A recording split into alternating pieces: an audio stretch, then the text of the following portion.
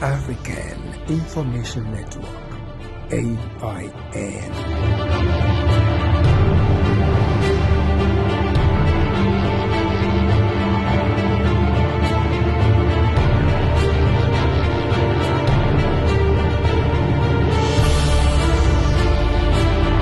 Hello there, this is African Information Network. I am Dr. Michael Umunna, and I welcome you to another edition of Focal Point Africa.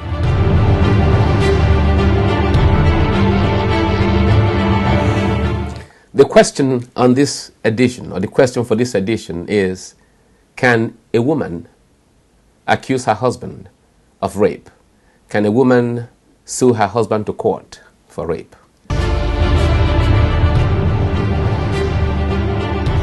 So before we go into that topic, it will be essential for us to have a working definition of rape. So what is rape? So rape is sexual intercourse that is forced without the consent of the person who is being raped. Sexual intercourse that is forced sexual intercourse. When you use that word forced, it means there are so many dimensions to rape. First, it could be mental force. That is to say, you rape somebody or have sexual contact or sexual intercourse with somebody who is intoxicated, somebody who has a mental deficiency, or somebody who you have deceived, maybe by virtue of saying you are the person's husband. And how do you deceive somebody to say you are their husband when that person is looking at you?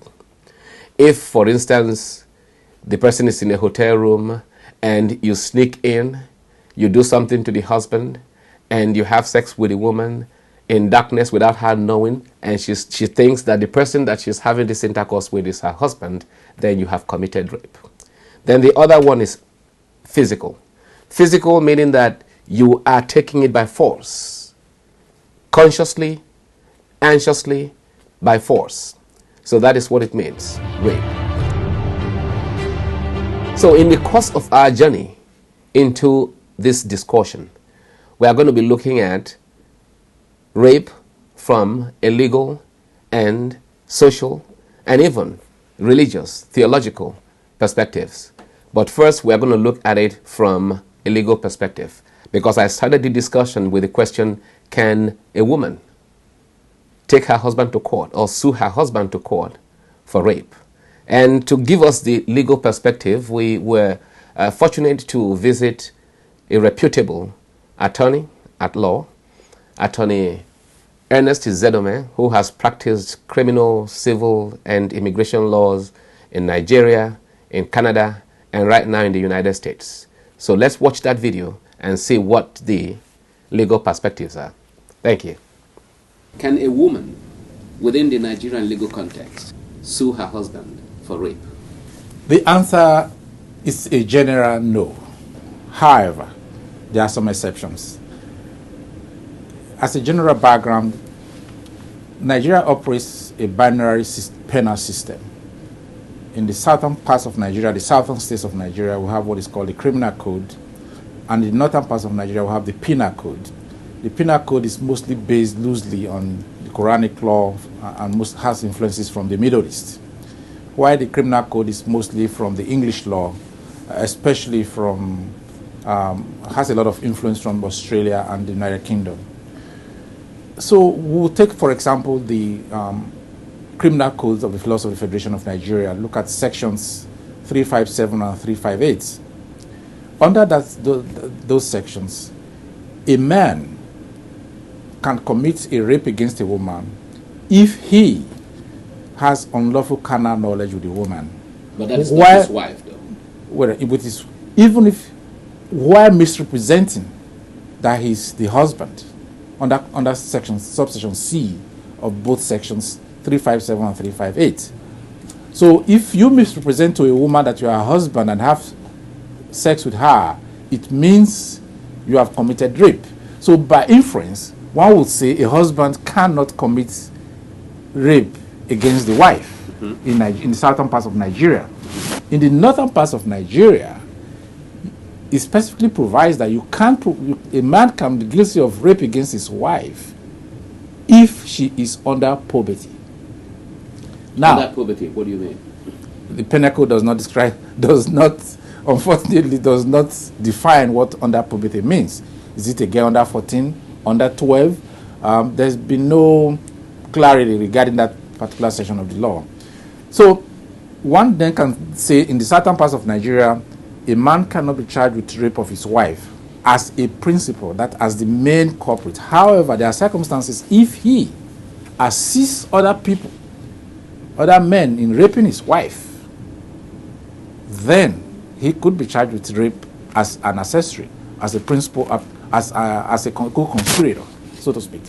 Okay. So now, can a man who is married to a woman, legally, the man who is known as the woman's husband, can he be sued to court for rape if at night he feels like having sex and he takes it? Because within the Western countries, civilized quote and unquote societies, they say when a woman says no, that no means no. It doesn't matter how the man feels. So how does that apply to the Nigerian situation? Well, it's at this stage, let's do a comparative analysis of laws in other jurisdictions and Nigeria.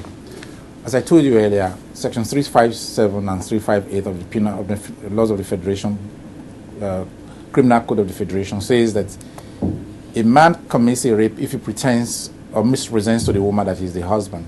So technically, there's consensus of legal scholarship that in Nigeria, at least in the southern states, a man cannot be charged with committing rape against the wife.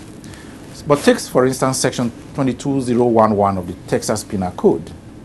It simply says any person who has sexual contact with another person without their consent is guilty of rape, is guilty of sexual assault. Thus, in Texas, a man could be charged with raping his wife. A wife could be charged with raping her husband in Texas, because the law is not gender specific and it's not status specific. It's non-status specific. It doesn't say whether you're a husband or your wife, unlike Nigeria, where Sections 357 and 358C says that if you misrepresent to be the husband. So the consensus in Nigeria is that a man cannot rape his wife in most circumstances, except of the exceptions I gave you earlier. Yeah. And this is probably based on the assumption that once you get married, you are essentially granting your consent for sexual intercourse forever, and perhaps with some biblical supporting. For instance, if you look at Corinthians 7, verse 3 to 5, it says, "Let the husband render unto his wife due benevolence, and likewise also the wife unto the husband. The wife had no power over her body, but the husband likewise also. The husband had no power over his body." Even in the Quran, it says, if a husband calls his wife to bed and she refuses and causes him to sleep in anger, the angels will cause her till morning. So there are biblical antecedents or biblical justifications for these rules.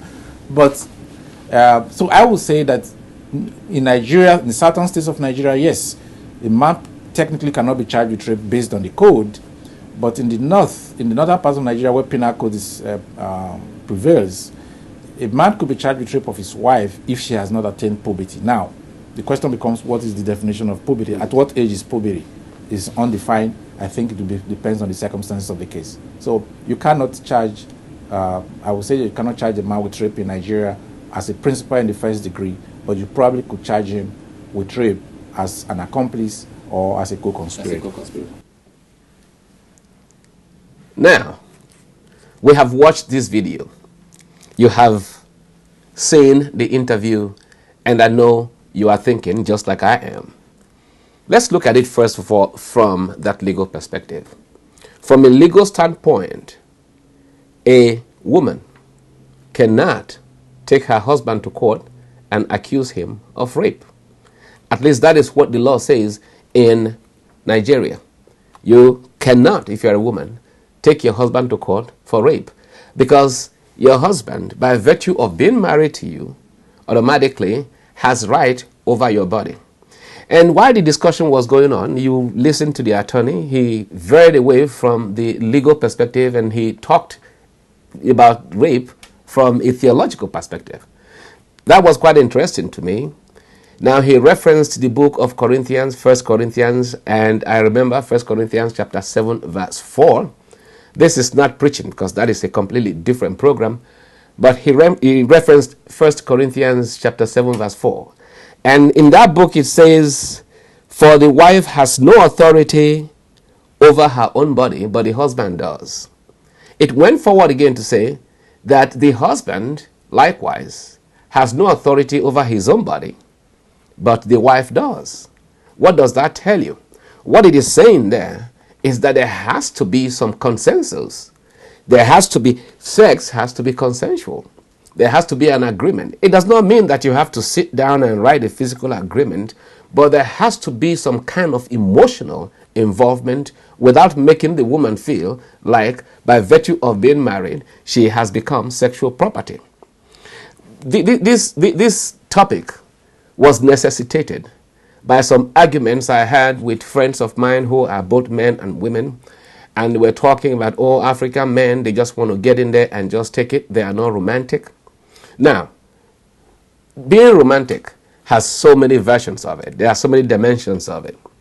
If the woman comes into the house and she's not in the mood, no matter how romantic you are, she's not in the mood, she's not in the mood. If the woman, like in the United States of America, where the woman has to earn money to pay her bills just like the man does, and then she works 12 hours, she comes home and says, I am not in the mood, she's not in the mood. Matter of fact, in the United States of America, they say that rape can happen even when the woman has started and she gets to a point and says the man should stop. No matter how far your gear is down the sexual road, you have to stop and raise your hands up and say it's over. But it's okay, you started. You cannot claim, okay, that she allowed me to start. She was romantic and at a point she just suddenly stopped. I am not a machine. You can't just turn me off. I'm a human being. I have blood flowing in my body. That is right. But that blood has to stop. You have to leave and go take a cold shower, because if you don't do that, you may find yourself in court and find yourself in jail for rape. What I'm saying is, looking at this from both a legal, theological, and sociological standpoints, a woman cannot take the husband to court if this husband does the sexual compact and then the contract, because it's like a contract, but it's a contract that has to involve emotional responsibility.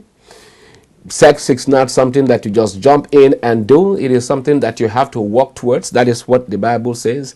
The Bible does not specifically say, hey, work towards sex, but it says the body is your body is your husband's body. Your husband's body is your body. That is to say that there has to be some kind of consensual relationship. There has to be a discussion, not just a physical discussion, but also a spiritual and emotional discussion. And this discussion is what makes it something worthwhile. But if you just go ahead and you are going to take it because it belongs to you, it is like a woman lays there. You stay up, you are taking, and she's not reacting. It is no longer an intercourse. It becomes a fight. At that point, it becomes a one-sided fight because you are fighting and the other person is not fighting back. Matter of fact, they say sexual intercourse. Intercourse, further explained, is discussion. But this is emotional discussion. And it begs the question too, why we say a woman cannot take her husband to court for rape. Can a man take his wife to court for rape? That is something that we are going to leave for the future. Because in most cases, women have emotions just like men do. Do they have the right to just take it? Think about that until we meet again. Thank you so much for watching. African Information Network, AIN.